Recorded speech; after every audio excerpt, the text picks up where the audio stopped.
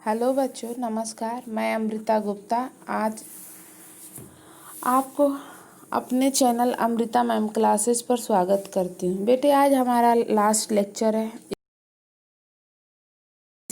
तो आपके जो टेस्ट का टॉपिक है आपको मैंने व्हाट्सएप कर दिया है, ठीक। तो आपने फिल्म स्ट्रक्चर के बारे में स्टडी कर रहे थे, जिसको हम पैकेजिंग में प्रयोग करते हैं, ठीक। उसके बाद कंटिन्यूअस एप्लीकेशन होता है पीवीसी फिल्म का। बहुत सारे रैपिंग इंस्ट्रूमेंट में, बहुत सारी चीज़ों को रैप करने में, क्योंकि इसे काफ़ी अच्छा होता है।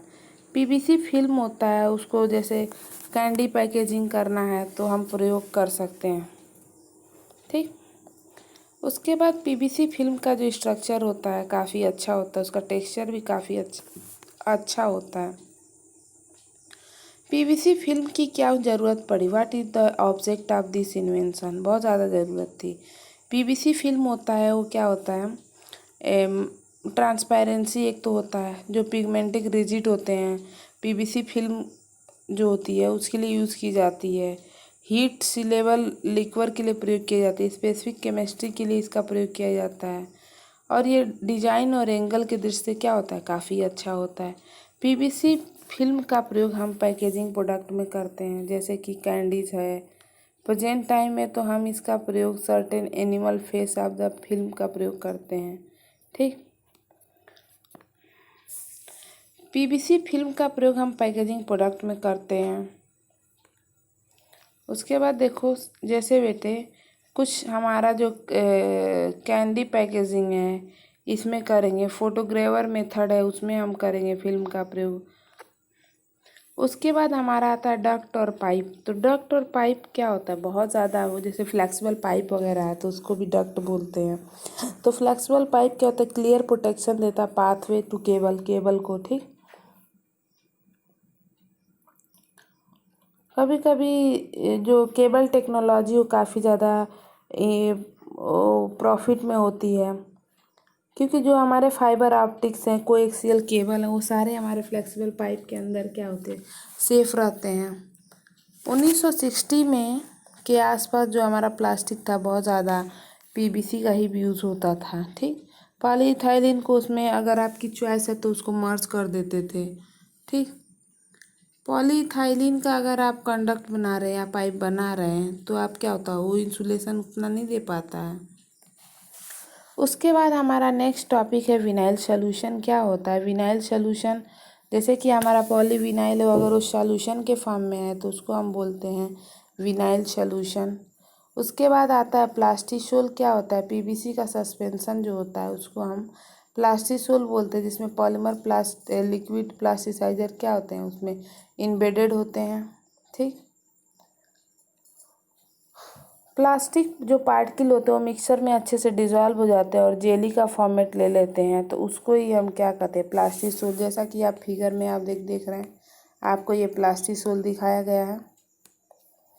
उसके बाद जो भी हमारे प्लास्टिसाइज सॉलिड प्रोडक्ट होते हैं उसमें तो ये नहीं हो पाता, लेकिन जो भी लिक्विड थोड़े पार्शियली लिक्विड फॉर्म में होते हैं तो उसका प्रयोग हो जाता है। ये सब का प्रयोग हम रूफ में, फर्नीचर में या डीप कोटिंग के लिए प्रयोग करते हैं प्लास्टिसोल वगैरह का। ये आपका प्लास्टिसोल मैन्युफैक्चरिंग का क्या है, प्लान्स है, जिस कंपनी के अंतर्गत आप क्या करते हैं, प्लास्टिसोल को बनाते हैं।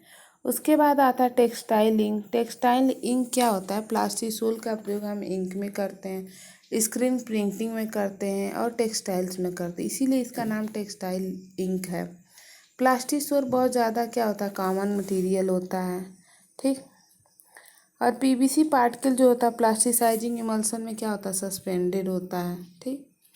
जो भी हमें जैसे गारमेंट वगैरह है, अगर उसमें प्रिंटिंग प्लास्टिसोल इंक वगैरह लग गया है तो साफ़ नहीं होंगे।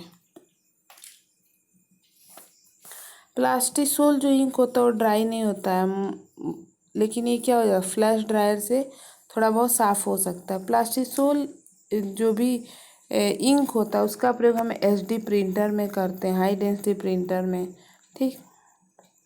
उसके बाद आता है हमारा प्लास्टिसोल का प्रयोग स्लस मोल्डिंग में करते हैं। स्लस कास्टिंग में क्या होता है, एक स्पिन कास्टिंग होता है जिसमें हम क्या करते हैं, सिंपल रेजिन कोटिंग का प्रयोग करते हैं, एक्सपेंसिव होता है, ठीक।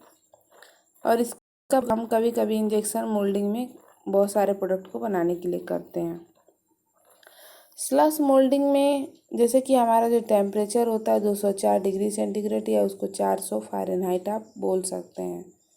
और थिन स्किन होती है विनाइल की, ठीक, इंटीरियर ऑफ मेटल मोल्ड के ऊपर। उसके बाद आपका सॉलिड रॉकेट बूस्टर आता है। सॉलिड रॉकेट बूस्टर का प्रयोग हम जैसे प्लास्टिक सोल में मेटेलिक वगैरह मिला के, मेटेलाइट वगैरह मिला के जब बनाते हैं तो हमारा होता है सॉलिड रॉकेट बूस्टर, ठीक। पॉलीमर क्ले क्या होता है?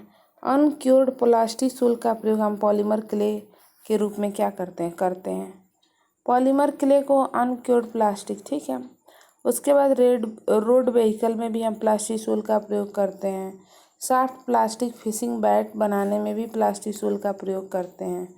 उसके बाद बेटा हमारा अगला टॉपिक आता है आर्गेनोसोल्स। तो आर्गेनोसोल्स क्या है? आर्गेनोस एक इंडस्ट्रियल कोटिंग के लिए प्रयोग किया जाता है। पॉलीविनाइल क्लोराइड रेजिन में सस्पेंडेड होता है या डिस्पर्स होता है ऑर्गेनिक फ्लूइड, ठीक। This coating are not dissolve in the organic fluid, okay. इस प्रकार की कोटिंग जो आर्गेनोसोल्स होती है ये डिजॉल्व नहीं होती हैं, ठीक। आर्गेनोसोल्स का प्रयोग भी बहुत ज़्यादा जगह है। आर्गेनोसोल्स का प्रयोग हम तो मेनली कोटिंग के लिए करते हैं।